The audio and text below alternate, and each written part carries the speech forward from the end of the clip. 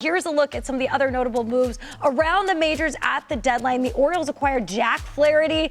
Ariel, more on this later. The Padres acquired Rich Hill and Ji-Man Choi, just to name a few. So, Ariel Epstein, what under-the-radar move do you like the most? The Cubs acquiring their third baseman, Jeimer Candelario. Now, Jeimer Candelario, he has already gotten 4 hits with the Cubs in his debut yesterday. The Cubs had a lot of issues at the position. Now you get an extra bat. Dansby Swanson's bat's been heating up since he came off the IL. 16 home runs, 3 shy of a career high for Candelario, by the way. Now, this is the stat that I love, because July 17th, the Cubs had a 6% chance to make the playoffs. That increased to 29% this week. Chicago's the only team not named the Dodgers and the Braves to have a positive run differential in the National League. They've been underachieving in Chicago. Talking about getting that energy up in the clubhouse, the Cubs were buyers when they could have been sellers. You're giving your team hope that, hey, we can make it, and we are not far back in the worst division in baseball. Yeah, the Cubs just 4 games back, and in the wild card, 3 games, and we know that this NL wild card race is going to be crazy over the course of the next 2 months. And I was hearing right before that deadline that ownership said, why not? Why not us? And if Philadelphia, I say this over and over, has taught us anything with the expanded postseason format, like anything can happen. You just have to get in, Al. Yeah, and interesting. It'll be later in the show, but I'm with you, Ariel. You had a club that. What are you getting all up? She's on. You're with it. I'm just like, you guys are agreeing. This is fun. I'm glad you guys are friends. Well, I'm not completely with you. Yeah, yell at each other. That's good TV. She wants us to get mad at each other. What the Marlins are doing, and I'm looking at the wild card, right? This has become really cool because this is more of a buyer's market than a seller's market. Because if you're actually concerned about your fan base and you look at where your team is, right, the next day after trade deadline, say, wait a minute, we're only 1.5 back. We're a half game back. Why are we sellers? The Cubs being in the same spot as the Yankees and the Red Sox, 3.5, and they look like either just sitting on their hands or not really sure which direction. I know it's a different franchise and championships and all that other stuff, although the Cubs finally got theirs.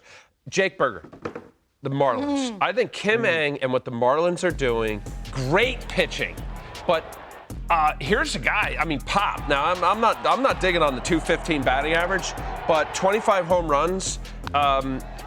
Legit power. They got him under control for the next 5 years. Jake Eater is a fine left-handed prospect pitcher. He was in Double-A, had Tommy John a couple years ago. Like, that's a really solid move that they were able to pull that off. I know Segura had left, and I guess he recently got released. Yeah, they released him. Yeah, so they got released.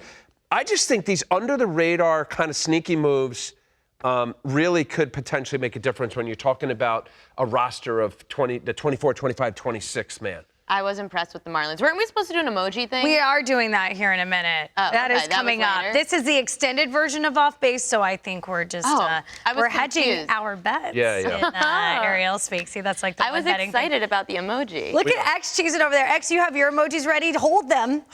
But which under the radar move did you like most?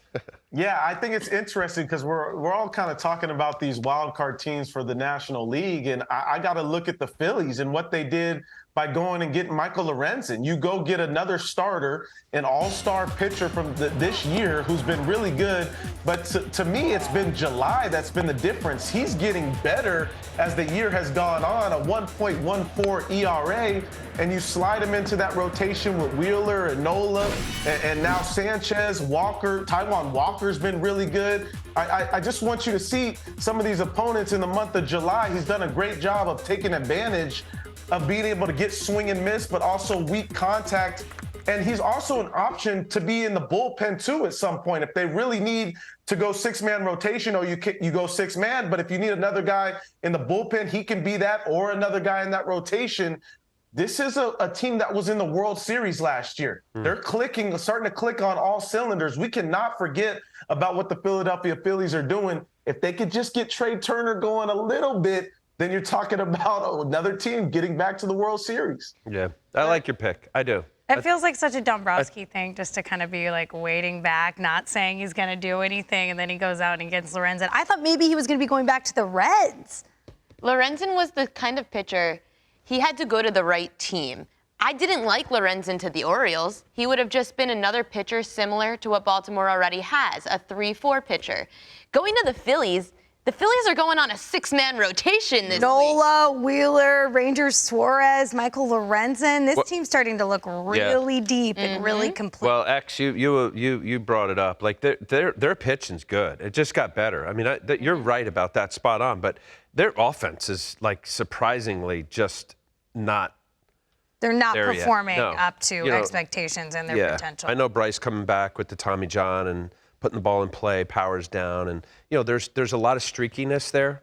And Schwarber, like when he's hot, but he's hitting long bombs. They really need Trey Turner to kind of round into form, like you said, X. But I like the move. That was kind of my move too. I guess I would say the Blue Jays getting Paul DeYoung, even though Bo Bichette wasn't officially placed on the IL. It's nice to have somebody who's so strong defensively and, at least is reliable at the plate. Like you were saying, Al, I think that depth is so important, especially as you get into October and potentially early November. Injuries are going to be prevalent. So having that bench depth, I think, will be very important. For the Blue Jays, who I picked, by the way, to make it all the way to the World Series, Matt Chapman is going to hit the walk-off in Game 6. I'm just going to keep hammering that home because I'm going to look like an oracle if it actually happens.